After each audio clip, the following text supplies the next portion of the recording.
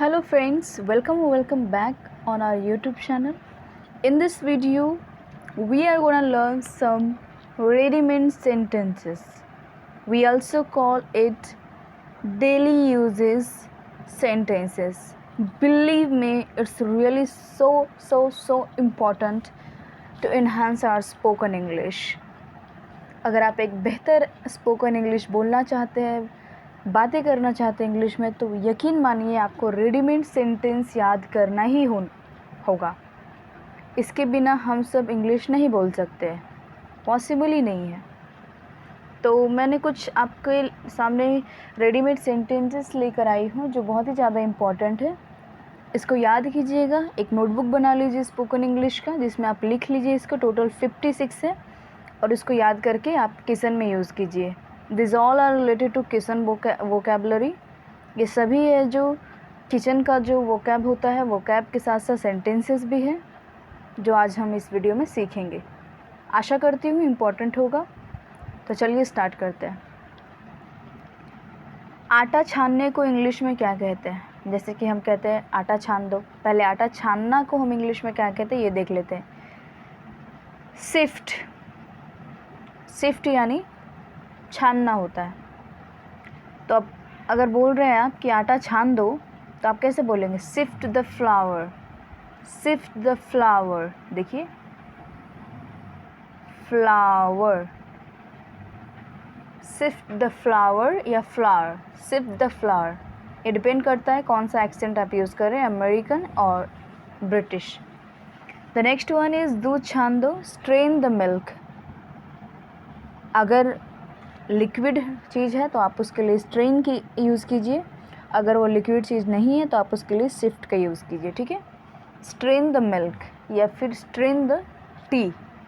दूध छान दो। अब यहाँ पे क्वेश्चन आएगा कि ये तो अनकाउंटेबल है, तो देखिए ये पर्टिकुलर मिल्क है। ठीक है, हम पर्टिकुलर एक मिल्क की बात कर रहे हैं तो यूज़ किया जाता है, ये डाउट में मत रहिएगा। मैगी छान लो, strain the Maggi, strain the Maggi. Okay, आटा गूंदो, knead the flour, knead the flour. Knead यानी गूँथना। आटा को जब हम गूँथते हैं तो उसको नीड कहते हैं। नीड द फ्लावर, उसके गोले को उसको डो कहते हैं। गूँथा हुआ आटा को डो कहते हैं।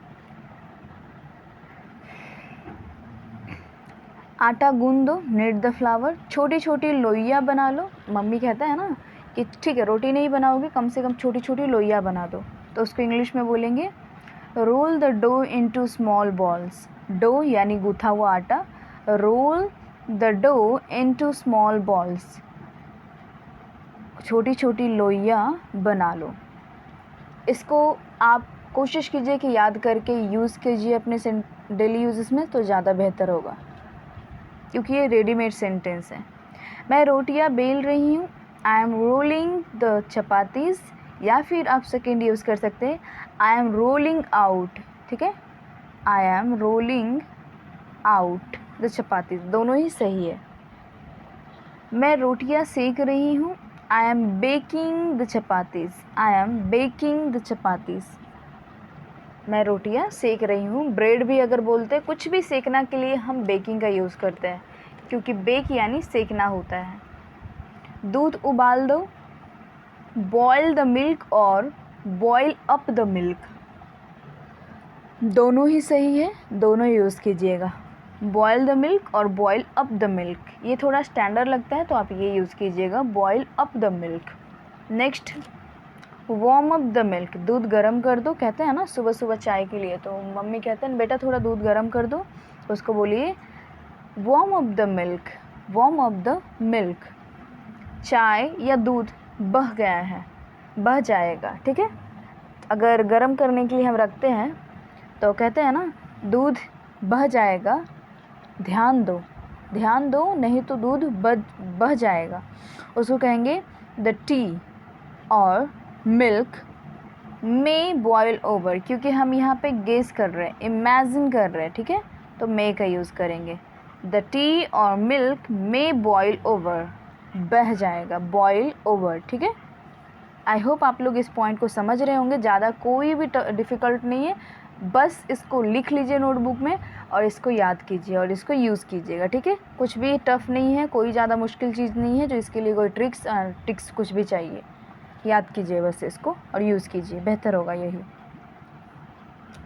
दूध बह रहा है, the milk is boiling over. Boil over, दूध बह जाएगा। हम यहाँ पे प्रेजेंट फॉर्म में यूज़ कर रहे हैं तो प्रेजेंट फॉर्म में आईएनजी लगा देंगे। The milk is boiling over, ठीक है। द नेक्स्ट वन इज़ ठंडा हो जाने दो।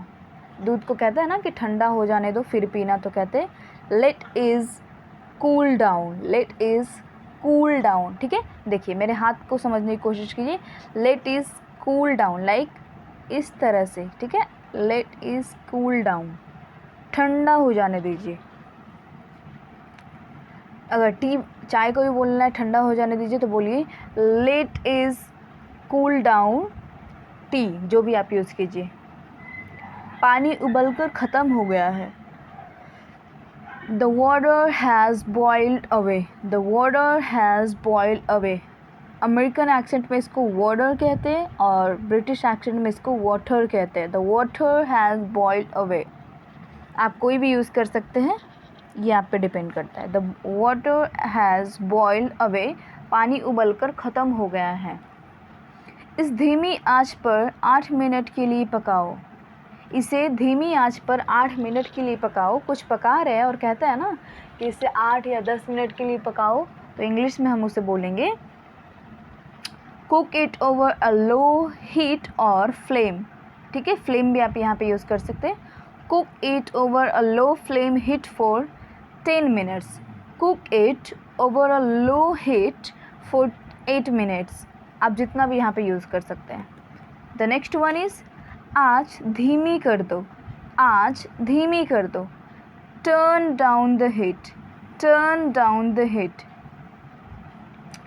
आँच साधारण कर दो। आँच साधारण कर दो। अगर आँच धीमी कर दो यानी जब तेज़ आँच रहता है तो कहते हैं ना turn down the heat.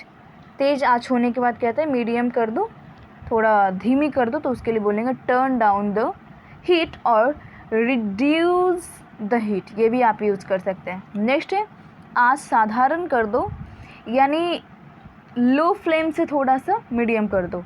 Reduce heat to medium. Reduce heat to medium, नहीं सॉरी, तेज़ फ्लेम से उसको कम करने के लिए हम रिड्यूस फ्लेम टू मीडियम कहें, इस तरह से भी यूज़ किया जाता है। आँच साधारण कर दो, इंक्रीज़ हीट टू मीडियम। लो फ्लेम से तेज़ करने के लिए increase heat to medium. Total 56 है, उसमें मैं पूरा नहीं पढ़ाऊँगी क्योंकि वीडियो ज़्यादा लंबा हो जाएगा और आप लोग देखना पसंद नहीं करेंगे, मुझे पता है। नेक्स्ट है आँच तेज़ कर दो, turn up the heat. Turn up the heat कहते हैं ना आँच तेज़ कर दो, तो उसको कहिएगा turn up the heat. Next है लगातार चलाते रहो। लगातार चलाते रहो। मम्मी कहती है ना कि कुछ भी अगर ऐसा चीज़ रहता है जब पकाते हैं जो अगर नहीं चलाएंगे लगातार तो वो जम जाएगा, तो उसके लिए हम बोलेंगे turn up the I am so sorry, लगातार चलाते रहो। Stir constantly. स्टर कॉन्स्टेंटली, इसको स्टीर नहीं पड़ेगा, स्टर पढ़ा जाता है, ठीक है। चलाना को स्टर कहते हैं, कॉन्स्टेंटली यानी लगातार चलाते रहो। नेक्स्ट है बीच बीच में चलाते रहो। बीच बीच में यानी देखते रहो, जले ना, सूखा ना पड़े, इसलिए कहते हैं कि बीच बीच में चलाते रहो, तो उसको कहेंगे स्टर ओकेजनली। स्टर ओकेजनली, कभी कभी, ठीक है, कभी कभी। ये मैं कभी पढ़ाऊँगी इसके बारे में डिटेल में, ठीक है, अभी बस समझ लीजिए स्टर ओकेजनली। गाढ़ा होने तक दूध को उबालिए। गाढ़ा होने तक दूध को उबालिए यानी boil till the milk is thickened. Boil till the milk is thickened और boil till milk thickens. Boil till milk thickens, दोनों ही सही है, दोनों यूज़ कीजिएगा। दूध फाड़ने के लिए उसमें नींबू का रस डाल दो। अगर हमें दही बनाना होता है तो जोरन हमारे भाषा में कहते हैं, बिहारी में जोरन। अगर नहीं जोरन मिलता है तो क्या करेंगे, तो हम उसमें नींबू का 2-3 जो रहता है ना रस, वो डाल देते हैं, 2-3 बूंद डाल देते हैं और उससे हम बना लेते हैं दही। तो देखिए इसको कैसे बोलेंगे, add lemon juice to curdle the milk. Curdle यानी दही बनाने का जो प्रक्रिया होता है वो curdle the milk. Add lemon juice to curdle the milk. दूध फाड़ने के लिए उसमें नींबू या नींबू का रस डाल दो। नेक्स्ट, दूध फट गया है। Milk has curdled। Next, milk has turned sour। ठीक है, या फिर आप इसको पढ़ सकते सावर। इसको यूज़ करने कोई गरज नहीं है, थोड़ा सा स्टैंडर्ड बनाइए। जैसे बोलिए milk has turned sour। Practice आएगा तो खुद ही बन जाएगा। Next one is milk has gone off। इन तीनों में से कोई यूज़ कर सकते हैं, ठीक है, तीनों ही सही है। नेक्स्ट है कढ़ाई आँच से उतार दो। जो कढ़ाई होता है, एक सेपरेट वीडियो बनाऊंगी वोकैबुलरी किचन से रिलेटेड, बर्तनों को क्या कहते हैं उसमें बताऊंगी कढ़ाई को क्या कहते हैं। कढ़ाई आँच से उतार दो। Remove the pan from heat. Remove the pan from heat, ठीक है, remove the pan from heat. Remove simple सा मतलब होता है कि हटा देना, किसी चीज़ को निकाल देना, या कुछ भी यूज़ कर सकते हैं। रिमूव क्रीम लगाने के बाद भी कहते हैं कि रिमूव द क्रीम, ऐसे भी यूज़ किया जाता है, बहुत तरह से यूज़ करते हैं। नेक्स्ट है एक कटोरी पर मलमल का कपड़ा रखो। मलमल के कपड़ा को हम मसलिन कहते हैं, मसलिन।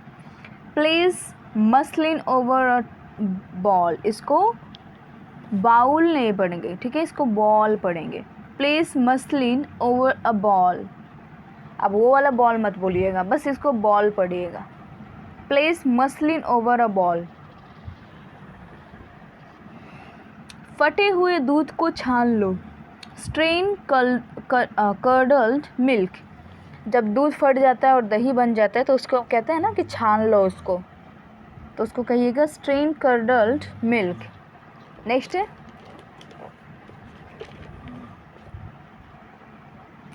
ब्रेड के किनारे निकाल दो। सपोज़ ये ब्रेड है और हम कुछ बनाने के लिए साइड का ये जो रहता है वो निकालते हैं, तो उसको इंग्लिश में कहिए remove the bread crust. Crust यानी ब्रेड का किनारा भाग।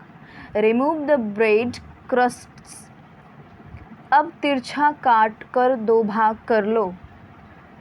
सैंडविच बनाने के लिए हम लोग यूज़ करते हैं ना, ऐसे ब्रेड को ऐसे काट देते हैं, ठीक है, तो उसको हम कहेंगे now cut in half diagonally. ठीक है, अब तिरछा काट कर 2 भाग कर लो। Now cut in half diagonally. Next है यहाँ पे पलट होना चाहिए, हाँ, पलट के दोनों तरफ फ्राई कर लो। Turn over and fry on both sides. Turn over and fry on both sides. एक बार फिर से मैं रिक्वेस्ट करना चाहूँगी, इसको एक नोटबुक में तैयार कर लीजिएगा, लिख लीजिएगा इस तरह के सेंटेंसेस। इसको रेडीमेड सेंटेंस कहते हैं या डेली यूजेज सेंटेंसेस, और इसको यूज़ कीजिएगा, ठीक है, तभी आप सीख पाएंगे बेहतर इंग्लिश। नेक्स्ट है मैं पूरियाँ छान रही हूँ। I am frying the puris. I am frying the puris. आज के लिए बस इतना ही, बाकी नेक्स्ट वीडियो में पढ़ाऊँगी। टोटल 56 है, 56 नेक्स्ट वीडियो में पढ़ाऊँगी। बाकी का जो बचा है, रेस्ट ऑफ जो बचा हुआ है उसको हम नेक्स्ट वीडियो में पढ़ाएंगे। In last, I would like to tell you friends, thank you so much for watching our video. If you like the video, then please hit the bell icon, means that please subscribe the channel, as well as don't forget to share the video in your study group. And please, if possible for you, then please like the video and comment below एक अच्छा सा comment लिखिए कि video कैसा था और कौन सा आपको सेंटेंस बेहतर लगा, आप मुझे बताइएगा, ताकि और भी ऐसे वीडियोज़ मैं बनाऊँ प्रेरित होकर। वैसे रोज़ ऐसे वीडियो मैं बनाऊंगी और अपलोड करूंगी।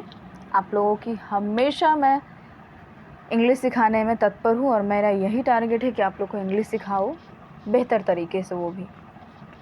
तो चलिए फ्रेंड्स, नेक्स्ट वीडियो में मिलते हैं। अगर आप लोग मुझे सोशल मीडिया पे नहीं फॉलो किए हैं तो रिक्वेस्ट नहीं करूँगी, लेकिन हाँ, वहाँ पे भी अपलोड करती हूँ, तो आप वहाँ पे भी फॉलो कर लीजिएगा। इंस्टा पे UM इंग्लिश कनेक्शन करके मैं लिंक दे दूँगी। और अगर प्रैक्टिस करना चाहते हैं तो आप टॉक नाउ पे मुझे फॉलो कीजिएगा। आप वीडियो देख लीजिए ज़्यादा जानकारी के लिए टॉक नाउ पे, और माधुरी चौरस की आईडी नेम है, मैं वो भी मेंशन कर दूँगी डिस्क्रिप्शन में। आप मुझे वहाँ पे फ्रेंड रिक्वेस्ट भेजिएगा, हम वहाँ पे कन्वर्सेशन करेंगे। नेक्स्ट वीडियो में मिलते हैं friends. Bye bye, please take care of your self.